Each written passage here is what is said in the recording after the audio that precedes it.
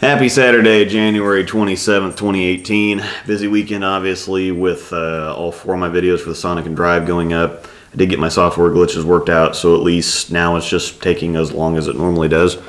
Balls arrived Thursday, so while at this point I haven't finished and uploaded the reviews, I did drill and use them both in League Thursday night. Sonic lasted about 4 frames, the Drive lasted exactly 1 shot, just not enough oil at that house for either of those 2 by long shot.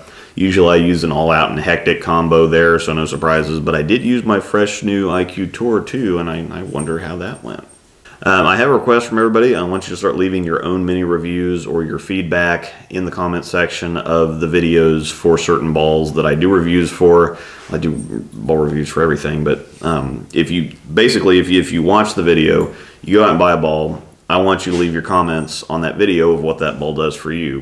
One drawback of the review game is that often I don't get a whole lot of time with the balls before I film and make the reviews for them. Obviously, I want to get them up as soon as possible so that you're ready for release day, so maybe it confirms a decision, maybe you like it so much you want to get an extra one, or maybe it helps you decide against something that you had expected that you were going to like or going to want. So quite often, though, the full scope of that ball's character doesn't show up right away. You need a lot of games on it and to use it in a lot of different circumstances for it to kind of settle in for you to figure out where it really belongs.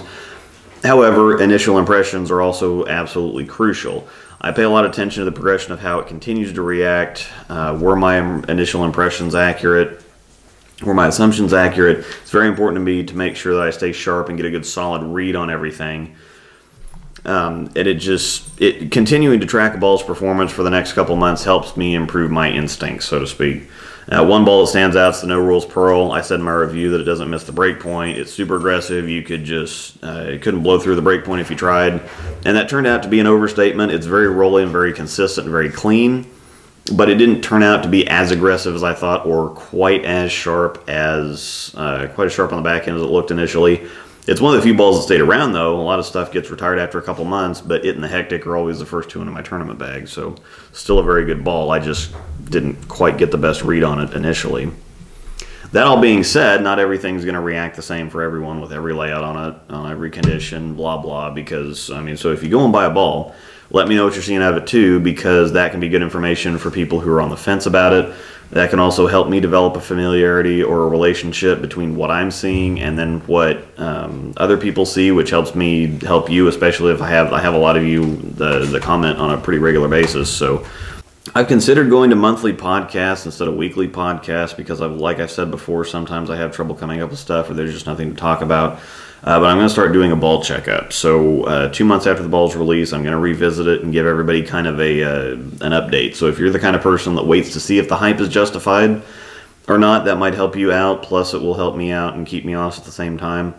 Just so happens that this last week, the Daredevil Danger and the All Out Show Off reached their 2 months. So I'm going to do what's in the bag, and then I'm going to give them their 2-month report card.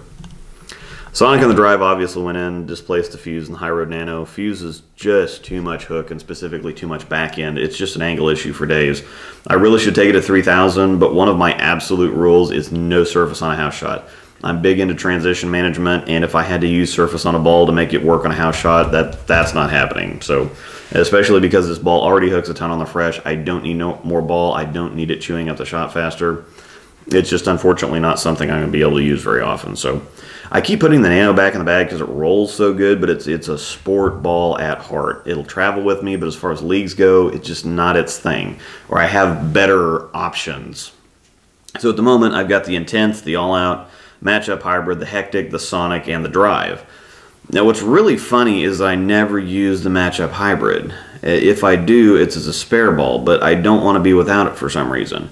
It's like my security blanket or something. Like, even in this bag, I don't ever see it getting used. So I'll go straight from the All Out down to the Hectic, but I'm just a super huge fan of the Matchup Hybrid. Probably should use it more. In League last Monday, the All Out was too much ball and the Hectic wasn't quite enough. But I like how those two shape up so much that I use them a lot when I probably shouldn't. So let's go on ahead and do the report cards for the All Out and the Danger. I'm not going to do actual grades. That's Tamara's thing. I'm just calling it a report card because it's catchy and everybody understands what I'm talking about. So the All Out is still everything I thought it was. I stand firmly behind my review and opinion, so that makes me happy. For me, it's a very Rocket and Frantic-esque reaction. At my Thursday league, it's first ball out of the bag because that house, like I just touched on earlier, is kind of medium-ish to dry volume-wise. On Monday, it's second or third, maybe third now that I've got the Sonic. There's a little bit more volume, lane surface is harder, so the reaction's a bit smoother. It's usable on the fresh, but that's kind of my intense house, which is really funny. I might talk about that in a minute. But the All-Out is still one of my favorites and will definitely have staying power in the bag. Tamara and I have the All-Out and the Danger completely backwards, which is kind of funny. But I have a stupid heavy roll, so with a few notable exceptions like the Timeless on the higher end and the Hustle Link on the lower end, I can pretty well just look at the differential of a ball. The higher it is, the more I'm going to like it. All-Out has that kind of round shape on the back end, a medium-high-ish differential, so all good things there. The Danger is still what I thought it was, but it's falling back out of grace.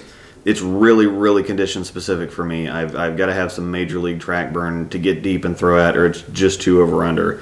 And again, not taking the shine off, not doing it. So at least not for league anyway, maybe for a tournament or something. But I took it to a tournament a couple weeks ago. It looked good for exactly 3 shots before opening 5 out of the next 6 frames. It costed me a decent amount of money.